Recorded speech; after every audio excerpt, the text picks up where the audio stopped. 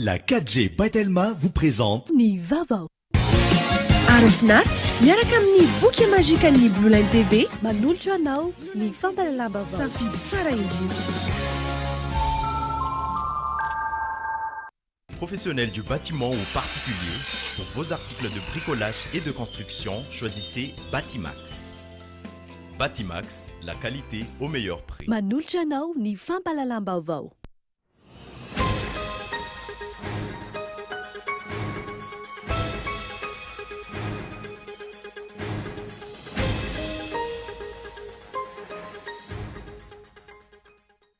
Nanamafy ny mpampakateny teo anivon'ny seny fa izy ireo ihany no voatondro ny lalàna ho manana lalana afaka mamoaka ny tobatoba voka-pividianana sy ny vokatra ofisialy vonjimbaika ankoatra ny HCC vokatra izay voaray avy amin'ny SRMV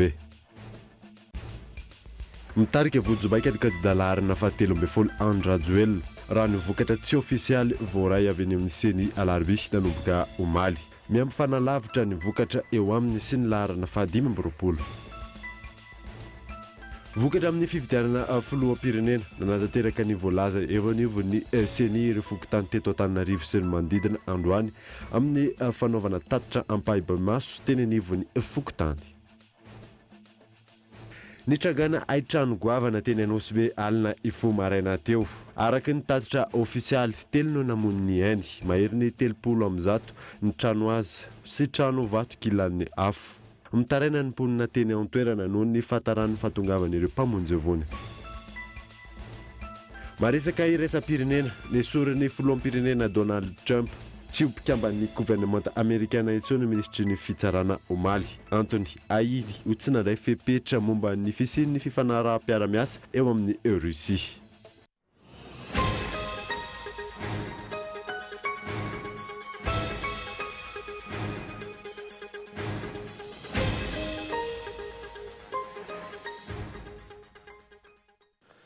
Finaritra topo kilasy sy topo goavy tonga sondray eto amin'ny fotoanany vaovao eto amin'ny Kolo TV ka manasana ary anaraka izany hatramin'ny farany any mbotsika ny vaovao dia nanamafy ny mpampakateny teo anivon'ny seny fa izy ireo ihany no voatondro ny lalàna ho manana alalana afaka mamoaka ny tombatombana voka-pividianana sy vokatra ofisialy vonjimbaika ankoatra ny HCC vokatra izay voaray avy amin'ny SRMV Fezour Ravaly Amperin'ny firaketana ireo voka-pividianana avokoa ny mpikambana eo anivon'ny SRMV manerana ny distrika amin'izao fotoan'izao mizotra pilaminana izany amin'ny ankapobeny tsy nisy ny olana goavana raha ny fanazavan'ny filohan'ny SRMV ao amin'ny distrika Antananarivo voalohany nateo azy ireo indro kely amin'ireo atota taratasy voaray avy any anivon'ny birao-pividianana sy ny fokontany dimy andro kosa no iasan'ireo mpikambana ao anatin'ny SRMV tsy maintsy atao izay mahatratrara anazy fa tsy miala eto mihitsy raha tsy vita ilay izy tena mbola tsy natory zao hatramin'ny alina ny informaticien miscanne an'ilay PV izay iasana eto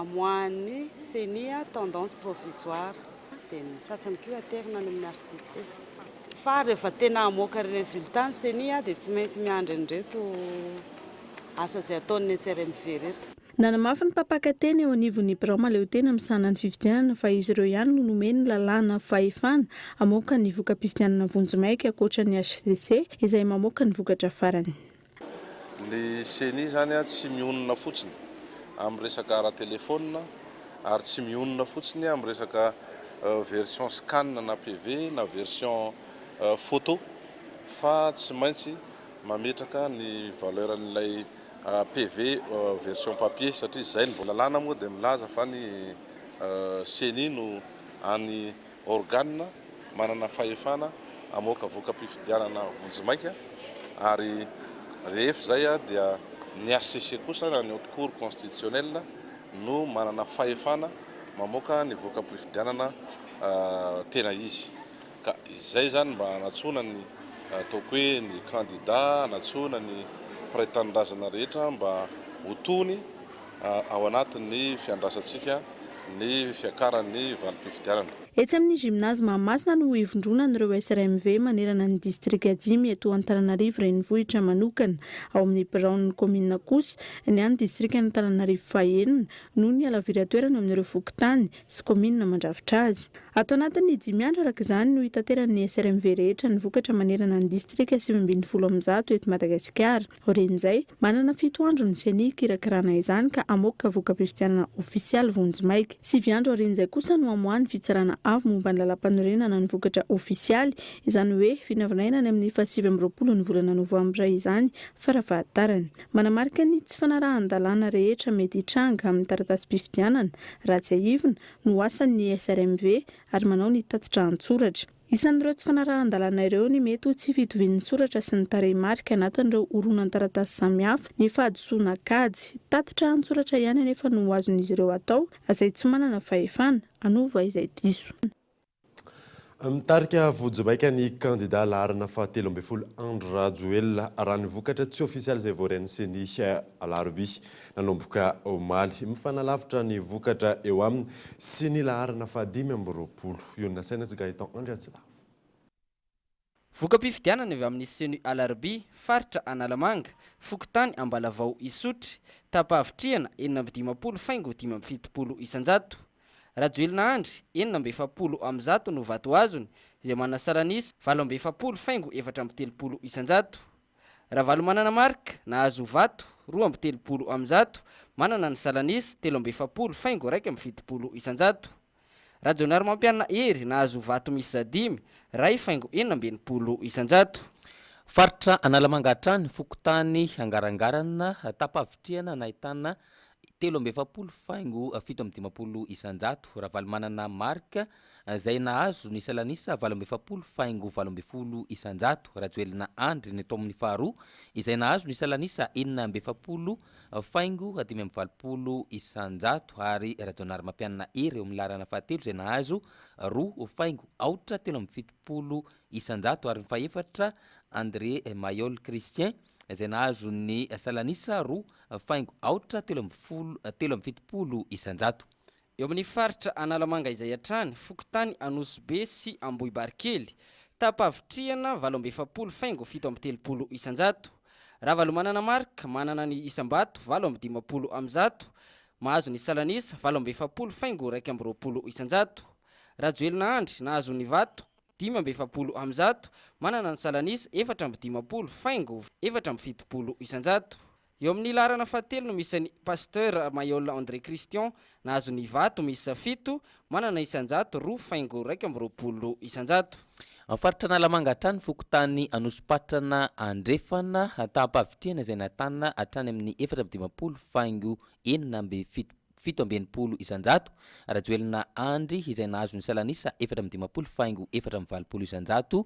Manaraka azy eo Ravalo manana marika izay nahazo ny salanisa 770 faingo 370 isanjato. Ary Rajonary mampianana hery amin'ny laharana fahatelo izay nahazo ny salanisa 2 faingo 720 isanjato.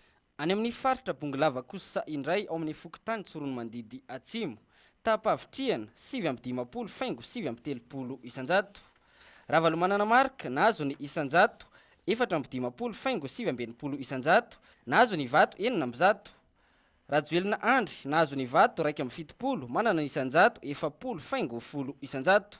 Rajonary mampianana hery nahazo vato miisa 3 manana ny salanisa 2 faingo 450 isanjato. Ao amin'ny Fokontany Tsaraonena any amin'ny faritra Bongolava hatrany izay nahitana ny Tapavitriana 80 faingo 420 isanjato. Nitazona ny laharana voalohany marika Ravalo manana izay nahazo ny salanisa 370 faingo 150 isanjato. Manaraka azy eo Rajoelina Andry 130 faingo 350 isanjato. Ary ny fahatelo Safi Maleo Didama izay nahazo ny 2 faingo 800 isanjato.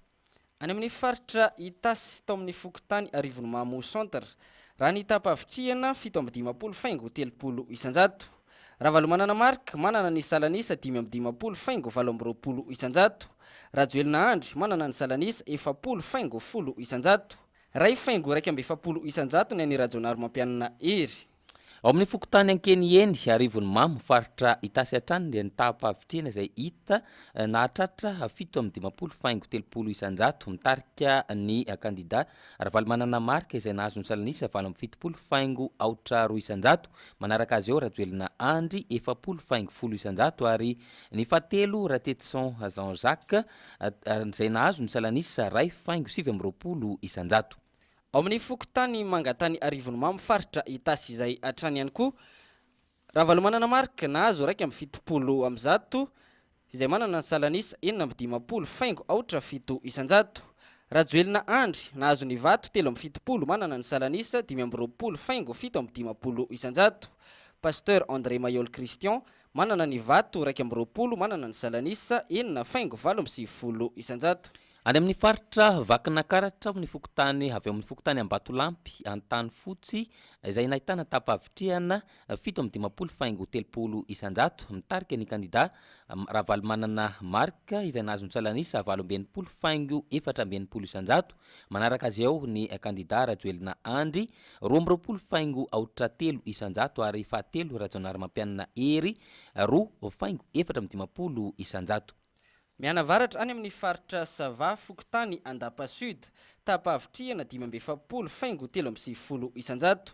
Rajoelina Andry manana ny salanisa 8,50 isanjato. Ravalo Manana marika manana ny isanjato 7,9 isanjato.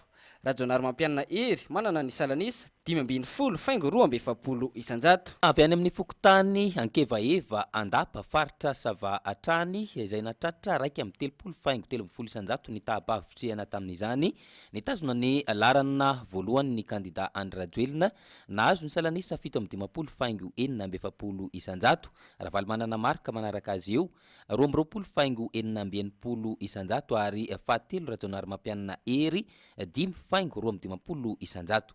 Any amin'ny faritra Amorony Mani ao amin'ny fokotany Ambatofinandrahana 10,70 isanjato ny tapavitriana. Eo amin'ny larana voalohany misy ny Andry Rajoelina manana ny salanisa 7,70 isanjato. Ravalo Manana marika manana ny salanisa 2,70 isanjato. Pasteur André Mayol Christian manana ny salanisa 3,70 isanjato. Ao amin'ny fokotany Ambomandroso Fandrina faritra Amorony Mani atrany tapavitriana 8,70 isanjato. Rajoelina Andry no mitarika ary nahazo ny salanisa 4,70 isanjato manaraka azy eo Ravalo Manana marika 7,30 isanjato ary Rajaonarimampianina Hery ny fahatelo 4,70 isanjato. Any amin'ny faritra Atsimo Atsinanana fokotany Tanambao Farafangana tapavitriana 7,30 isanjato. Rajoelina Andry manana ny salanisa 3,70 isanjato. Ravalo Manana marika manana ny salanisa 5,20 isanjato. Rajaonarimampianina Hery no eo amin'ny larana fahatelo manana ny salanisa 3,70 isanjato. Any amin'ny faritra Atsimo Atsinanana atrany ao amin'ny fokotany Ampasy Vangaindrano tapavitriana 4,70 isanjato mitazona ny larana voalohany Rajoelina Andry salanisa 7,70 isanjato marika Ravalo Manana ao amin'ny larana faharoa 3,70 isanjato ary Hery Rajaonarimampianina amin'ny larana fahatelo 2,70 isanjato. Faritra Automatsiatra tao amin'ny birao mpifidianana lycée privé Lovasoa Ambalavao tapavitriana 1,70 isanjato. Rajoelina Andry manana ny salanisa 7,20 isanjato. Ravalo Manana marika manana ny salanisa 7,20 isanjato. Rajaonarimampianina Hery no eo amin'ny larana fahatelo manana ny salanisa 2,20 isanjato. Atao amin'ny birao mpifidianana atao amin'ny CEG Ambohijafy Ambalavao faritra Matsiatra ambony hatrany tapavitriana 3,20 isanjato. Rajoelina Andry no mitarika izay nahazo ny salanisa 4,20 isanjato. Ravalo Manana marika faharoa nahazo ny salanisa 5,70 isanjato ary fahatelo Hery Rajaonarimampianina 4,20 isanjato. Tao amin'ny birao mpifidianana EPP Antarandolo Fianaratsoa fa any amin'ny faritra Automatsiatra izay hatrany tapavitriana 3,20 isanjato. Rajoelina Andry manana ny salanisa 5,70 isanjato. Ravalo Manana marika 7 faingo 3 isanjato. Pasteur André Mayolo ny amin'ny larana fahatelo manana ny isanjato 9 faingo 170. Any amin'ny faritra Orombe Fokotany Ivohibe Noro izay nahitana 3 faingo 20 isanjato ny tapa-avitrena tamin'izany.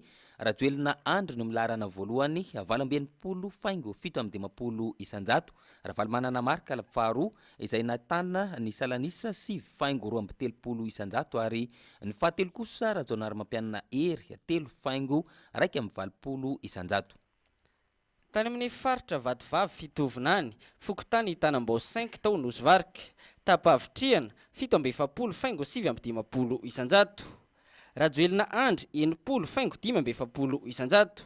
Ravalomanana Marka 20 faingo 4 isanjato. Rajonary Mampianana Ery 3 faingo 5 isanjato. Hatramin'ny orana noratana vokatra tsy ofisialy avy amina baro-pifidianana miisa 500 amin'ireo 2 no voarain'ny seni eny Alarobia. Raha ny vokatra vonjy-maika manerana ny nosy azo teny amin'ny seni Fohibe nanomboka tamin'ny 9 maraina teo hatramin'ny 9 niakatra hatrany ny Salanisa voarain'ny kandida larana fahatelo 12 Andry Rajoelina izay amin'ny larana voalohany hatramin'izao arahin'ny kandida larana fahatelo 20 Ravalmanana Marka. Tamin'ny 9 maraina 20 faingo 70 isanjato no azo ny kandida larana fahatelo 12 Andry Rajoelina ary 40 faingo 10 isanjato kosa ny an'ny kandida larana fahatelo 20 Marka Ravalmanana. Tamin'ny 7 ora maraina 40 faingo 70 isanjato no azo ny kandida larana fahatelo 20 Andry Rajoelina ary 40 isanjato faingo 470 no azo ny kandida larana 20 Ravalomanana Marka. Tamin'ny 20 ratoandro kosa 70 faingo 20 isanjato no azo ny kandida larana fahatelo 20 Andry Rajoelina ary 20 faingo 40 isanjato ny an'ny kandida Marka Ravalomanana kandida larana fahatelo 20. Tamin'ny 3 ora tolakandro 40 faingo 7 isanjato no azo ny kandida larana fahatelo Andry Rajoelina. 40 isanjato faingo 20 ny an'ny kandida larana fahatelo 20 Ravalomanana Marka. Tamin'ny 9 ariva teo kosa 40 faingo 70 isanjato no azo ny kandida larana fahatelo 20 Andry Rajoelina ary 40 faingo 20 isanjato ny an'ny kandida larana fahatelo 20 Marka Ravalomanana. Tsara ho mariana fanadefa mafantatra ireo voka-pifidianana avy amin'ny faritra sy distrika maro manerana nosy aza ny sampana fampalalam-baovao eto amin'ny Cool TV FM. Ny safidy ny tsiamoka afa-tsy ny voka-pifidianana navoaka ny seni izany ho natao anomezana vaovao marim-potitra ho an'ny mpanaraka ny Cool TV FM manerana izao tontolo izao. Ny an'izantsika izay raha ny vokatra azontsika voaray avy any amin'ny seni amin'izao ora itenenantsika zao zany hoe tamin'ny 9 minitra teo ny kandida larana fahatelo 20 Andry Rajoelina dia manana ny Salanisa 4 faingo 5 isanjato. Manaraka azy ao ny kandida Ravalomanana Marka manana ny Salanisa 4 faingo 20 isanjato. Larana fahatelo Rajonary Mampianana Ery manana ny Salanisa 3 faingo 4 isanjato. Fa ny an'izantsika ny vaovao dia famoahana vokatra amin'ny fifidianana filoham-pirenena izay hatrany dia nandatanteraka ny voalazan'ny seni ny eo anivon'ny seni ny Fokotany teto Antananarivo renivohitra sy ny manodidina tamin'ny ity androany ity tamin'ny famoahana tatitra Ampahibe-Maso teny anivon'ny Fokotany Henri Florian. Nanatanteraka ny tatitra Ampahibe-Maso ny voka-pifidianana ny teny anivon'ny Fokotany araky ny fandaminana avy eo anivon'ny Voamera maleo teny amin'ny sanan'ny fifidianana seni manoloana ny fizotra ny voka-pifidianana. Tamin'ny 10 marina teo no nanatanterana izany tetsy amin'ny Fokotany Andotapenaka. Raha teto amin'ny Fokotany Andotapenaka voalohany aloha dia nizotra soma tsara ilay izy ary voaja tsara ny ora izay nomen'ny seni zany anaovana tatitra ny voka-pifidianana teto amin'ny Fokotany. Nanomboka tamin'ny 10 maraina zany ary tamin'ny 12 latsaka fefany teo vao farana. Zao ary zay vao avy namita an'izany tatitra zany teo anatrehan'ny. Ho an'ireo olona tsy afaka nanatrika izany, misy ny peta-drindrina Ampahibe-Maso apetaka ho hitan'ny rehetra. Izy moa zany amin'le mahaora fiasanan'le izy a dia tsy dia betsaka loatra le olona nananitra azay indrindra mantsy nanaovana ian'le afisage a satria elanelanandro nanaovana le fivoriana dia maro le olona tsy afaka nanatrika le fivoriana zany a nefa mba tia hita sy tia heno a le vokatra ny fifidianana izay natao teto amin'ny fokontany dia ataonay izao afisage zao a dia mba hahafahany mijery sy mahafantatra vokatra izay nisy teto amin'ny toeram-pifidianana. Misaotra mila manaraka izany ny famoahana ny valim-pifidianana ankehitriny eto amin'ny tany sy ny firenena. Manaraka ireo toromarika isan-karazany ihany koa ireo mpiantsehatra rehetra mikirakira ny valim-pifidianana ho antoky ny fifidianana madio, mangarahara ary eken'ny rehetra. Nanisy azany olana vitsivitsy tsy nanakana vizotra ny fifidianana izany raha ny fampitam-baovao ny ireo solombavamboaka avy any amin'ny faritra izy ireo izay naneho ny hevitra mahakasika ny vizotra ny fifidianana filoham-pirenena omaly Fizora Valy. Raha ny fampitam-baovao avy amin'ny solombavambahoaka ny Fianaratsoa nitarika tao an-toerana ny kandidata larana 17 tamin'ny fifidianana filoham-pirenena omaly. Nizotra ny mpilaminana raha teo ny fifidianana nanisy azany indrokely teo amin'ny fiatrehana izany. Fanehoana fatokisana amin'ny tetikasa aroson'ny kandidata izany raha nambarany solombavambahoaka ao an-toerana. Fisaorana mitafotafo ny atolotra ny vahoaka ny Fianaratsoa tsy akanavaka amin'ny fametrahana fitokisana amin'ny président Andry Rajoelina amin'ity fifidianana président république ety. Mbola vokatra vonjimaika araka ny voalazako teo no azontsika apetraka eo am-pelantanan'ny birao maleo teny momba ny fifidianana na ny senia famoahana vokatra vonjimaika fa zava-dehibe indrindra dia matoky tanteraka ny fitsarana avo momba lalam-panorenana vahoaka malagasy ray manontolo amoahana ny vokatra na ny résultat amin'ny fahalanian'ny président. Ho an'ny distrikany Bealanana ihany koa raha nitombatomana tamin'ny fampitam-baovao ny solombavambahoaka avy any an-toerana nitarika tamin'ireo birao-pifidianana miisa 170 izay efa nahazoana vokatra ny kandidata larana 17 miisa 700 ireo birao-pifidianana any an-toerana. Isan'ny olana niraisana mikasika ny lisy-pifidianana sy ny kara-pifidianana raha ny fanazavana. Nizotra ny fifidianana aty amin'ny distrikiny Bealanana dia nizotra mpilaminana tsy nisy olana niasa araka ny tokony ho izy ny mpitandro filaminana atoandro sy alina hatramin'izao. Ny zavatra tsikaritra zany betsaka zany ny tsy voasoratra tao anatin'ny lisy-pifidianana. Misy ihany koa ny voasoratra tao anatin'ny lisy-pifidianana na azo kara-pifidianana tsy tonga ny fidy. Raha ny tatitra nampitaina teto anivon'ny Kolo TV hatrany, madidina ny 470 ny tapan-dresana anjaran'ny mpifidy tany amin'ny distrikany Bealanana, 707 amin'ireo mpifidy, 719 voasoratra anarana no tonga nan-Tatsabato, mpampianatra sy mpianatra no ampahany betsaka amin'ireo tsy tonga ny fidy ho hatrany ny solombavambahoaka ny Bealanana. Lama ny fizotra ny fifidianana filoham-pirenena izay nitotsaina omaly raha nambarany avy eo anivon'ny fiarahamonim-pirenena roy izay nanara-maso ny fizotra ny izay fifidianana izay nisy azy nefa nilesoka hoy izy ireo izay tokony harenina amin'ny manaraka mampiona rakotoarson.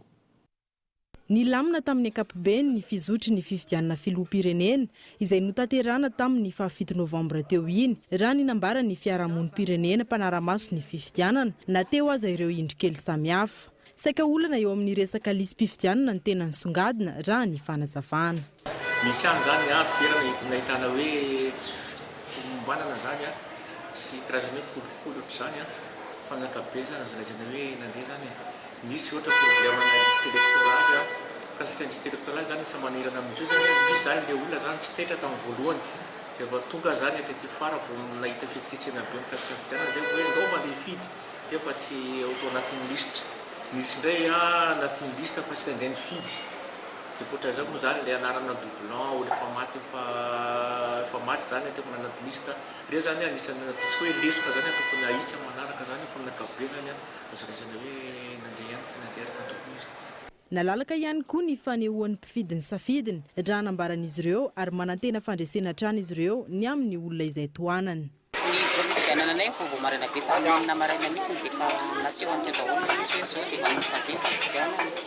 Nizotra tsara ny fifidianana satria izay fifidianana izay ny fifidiananay manko mbola fifidiananay dia aty amin'ny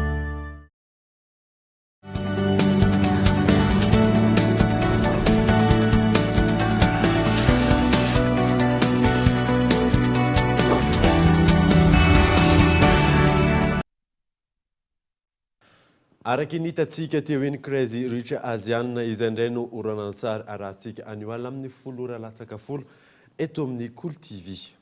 Fa ny anisantsika ny vaovao kosa indray dia tsy ampy ny fanamafisana ny fifanankalozana arabaritra ho an'ny firenena mivondrona ao anatin'ny Komeza fomba afahana manatsara izany ny feonan'ny komity an'ny Zambie ny fafito sy ny fasivony volana Novambra ho avy izao. Yves Richard. Mbola maro miezaka hanatsarana ny fandraharana sy ny fifanankalozana arabaritra ho an'ireo firenena afrikanina mivondrona ao anatin'ny SADC. Irika goavana ahafahana manarina izany ny fanamafisana ny fifanankalozana sy ny fandraharana amin'ireo vondrom-barotra any amin'ny tany mandroso toy ny vondrona Eoropeanina sy ny maro hafa. Ankilany mitaky fanatsarana sy fifaninanana ny fidirana anatin'izay vondrom-barotra izay raha ny fanazavana. Mitaky koa zany izay resaka compétitivité ka mba ho compétitif koa zany dia anjarantsika ihany koa no mametraka ny climat rehetrarehetra ahafahana miditra ao anatin'izany compétition zany satria zany manao exportation zany dia ilay fantatsika fa tsy maintsy misy norme izay arahana zany amin'izay fotoana izay. Rehefa miditra ao anatin'io isika dia ohatra maniry akolaka zany andreo opérateur isan-karazany hoe midirina ireo anaty norme fa bien sûr moa ohatra ny zavadrehetra tsy maintsy misy mesure d'accompagnement foana zany. Rehefa mipetraka le resaka commerce transfrontalière dia mba accompagner io amina resaka transfert ihany koa na compétence. Nanomboka omaly ary ahatra 3 andro alozaka Zambie ny feonan'ny komity misana ny antotanisy eo anivon'ny Komeza izay tarihany Madagasikara. Varavarana misokatra ho an'ny fandraharana arabaritra ny firenena afrikanina ny feonana. Fifanarahan'ny-piaramiasa sy lalam-barotra maro no mety hisokatra ao arian'izao feonan'izao raha ny fanazavana. Tsy maintsy hodinihana mandritra ny 3 andro avokoa arak'izany ny fanatsarana ny paikady momba ny antotanisany Komeza hiatrehana ny fifaninanana samihafa eo anivon'ny vondrona Eoropeanina. Makasika ilay sambo iray filahinina pavillon Panama izay mikasa aka sy ampiakatra andramena antsokosoko tazan'ny tompon'andraikitra sy ny mponina any mananaravaratra nanomboka ny herinandro lasa teo. Amin'izao fotoana izao raha ny loharanom-bavao azo lasa nisitaka ny alan'ny sisi-dranomasina ity sambo ity 5 tsy niala tanteraka fa nifindra toerana fotsiny ihany ratsaivana. Efa nisy ny fisavana antotaratasy natao tamin'ity sambo ity izay nataon'ny tompon'andraikitra any antoerana 5 lasa nandositra ny sambo. Taterina aminao eto amin'ny Cool TV FM mety ihany moa antoy an'izay raharaha izay. Ny aniozantsika ny vaovao kosa indray dia samiady ho tompon'ilay tetikasa fametrahana puce elektronika amin'ny omby na ireo mpiara-miombinantoka izany na ireo mpikaroka na ny fanjakana malagasy amin'ny alalan'ny faux FIFA. Ny tetikasa izay azo ampiarina eto Madagasikara amin'izao fotoana izao Gaëtan Andriatsilava. Efa ela no nandrenesana ilay tetikasa fametrahana puce elektronika amin'ny omby teto Madagasikara. Tanjona ny fanaraha-maso ny ombin'ireo mpiompy ary adina amin'ny asandahalo sy ny fanondranana ny tsokosoko ny omby gasy. Efa nisy ihany koa ny andrana natao ary hita fa naomby izany. Amin'izao fotoana, samy maneho ny heviny ireo mpiara-miombinantoka ny ara-namolavola ny tetikasa ary samy milaza ho tompony avokoa. Ireo mpikaroka ohatra dia manamafy fa izy ireo no tompon'ny tetikasa. Nilazany teo anivon'ny faux FIFA fa tsy nivoaka mpikarohana rehetra no azy ireo fa izay tandrify ny fikarohana nataony ihany. Ohatra amin'izany ny orinasa mpanao ny géolocalisation. Tsara ny manamarika fa izay atao amin'ny orinasa GTC no manana n'ilay dépôt de brevet mikasika n'izay puce électronique géolocalisable amin'ny omby eto Madagasikara izay. Koa mampatsiahy sy miantso ireo namana mpikaroka rehetra efa niara-ny asa na nahita découverte hanatsarana na mbola liana amin'ny fanohizana ny fikarohana izay mba hanantona ahafahana mandinika sy mampivelatra ny tontolon'ny asa fikarohana indrindra ny manodidina ity puce elektronika ity eto Madagasikara. Ratsaivina, mpikaroka iray teo anivon'ny faux FIFA no nilaza ho tompo-kevitra tamin'ny fanamboarana ny puce. Efa nisy ny fepetra noraisina ho an'io mpikaroka io raha ny fanazavana. Ankoatr'izay, nilaza ny tale jeneraly ny faux FIFA fa tsy tokony isy afaka milaza ho tompon'ny tetikasa ankoatry ny fanjakana. Ny zavatra nambarany dia angamba tsy hoe diso daholo fa ny adininy fotsiny angamba na ny inona tsy nolazaina dia hoe io nge ka tetikasa izy io fa tsy fananon'olon-tokana. Voka mpikarohana any fanjakana zany satria ny faux FIFA izy io dia fananam-panjakana zany.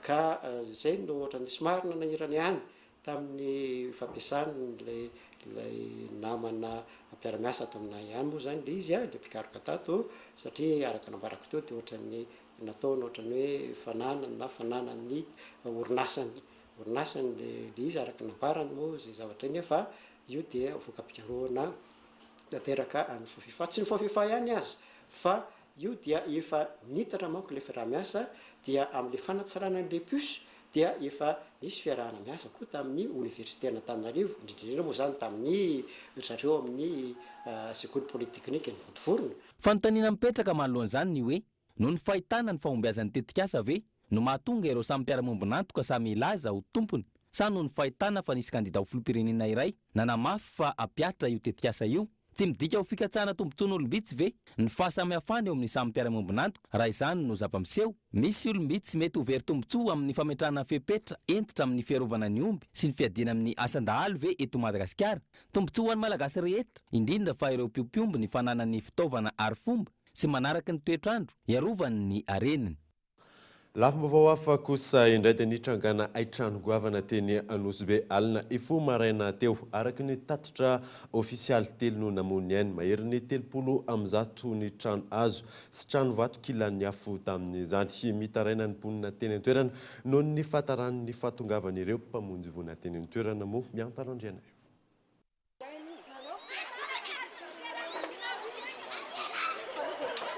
Nanomboka tamin'ny 12 alina no rakotry ny afo teto Anosibe. Trano azo mahery ny 100 ary trano vato mahery ny 30 kilan'ny afo nandritra izay. Nahatra ora maro ny faharetany, tsy fantatra mazavatra eto noho ny atomboany.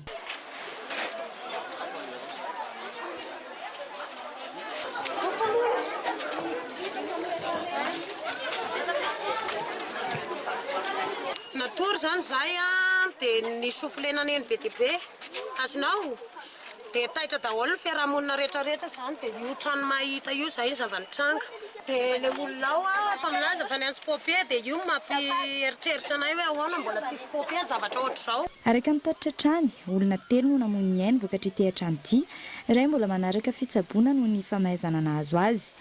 Nitaraina noho ny fataran'ny fahatongavan'ny mpamonjy vona ankilan'ny mponina tety an-toerana, oraray taty aoriana ny trangany loza no tonga ireto farany.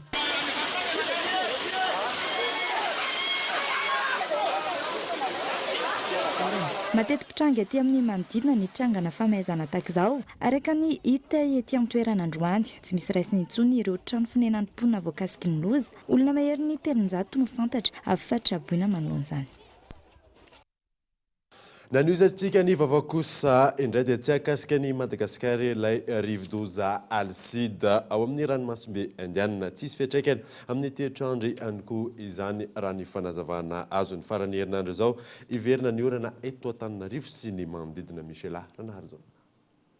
Androany tokony tamin'ny 7 ora maraina any amin'ny 700 kilometatra avaratra Tsiratsiranana no misy ny foiben' ilay rivodoza Alsida ao amin'ny ranomasimbe Indiana. Efa nivadika rivodoza tropikaly mahery vaika izany raha ny fanazavana azo eny amin'ny sampana mpamantatra ny toetry ny andro saika tsy ahakasika ny Madagasikara ary tsisy fiantraikany amin'ny toetrandro ihany koa. Cyclone tropicale intense zay zany ny rivotra miaraka aminy eo amin'ny 165 km/h eo dia ny tafio-drivotra miaraka aminy eo amin'ny 235 km/h eo.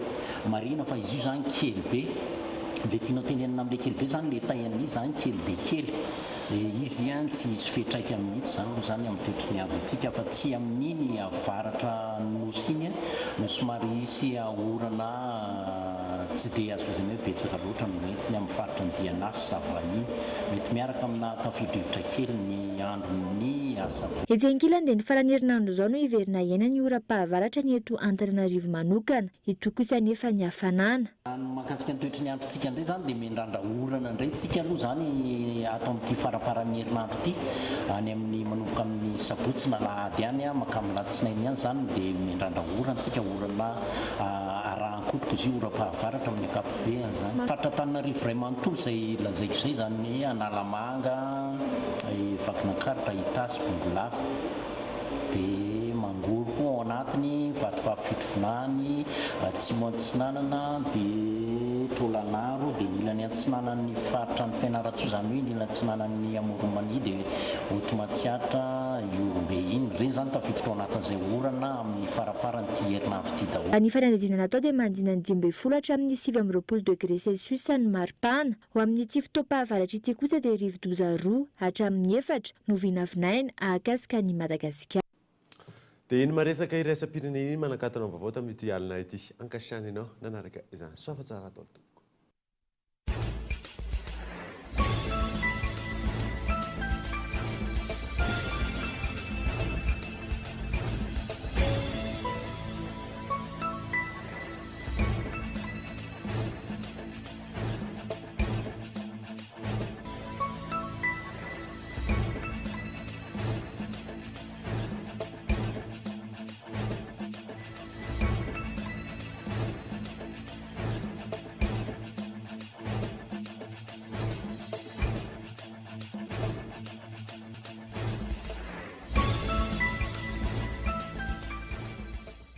Batimax vous propose sa gamme de luminaires rustiques en suspension avec applique pour tous les modèles à 70% de remise. Offre valable jusqu'à épuisement du stock. Alors, n'attendez pas. Batimax, la qualité au meilleur prix. Nanolotra anao teo ny fampalalam-baovao. Arofinaritra miaraka amin'ny boky mazika ny Blue Line TV narahinao teo ny fampalalam-baovao miaraka tamin'ny tsara indrindra. La 4G by Telma vous a présenté Ni Vavao.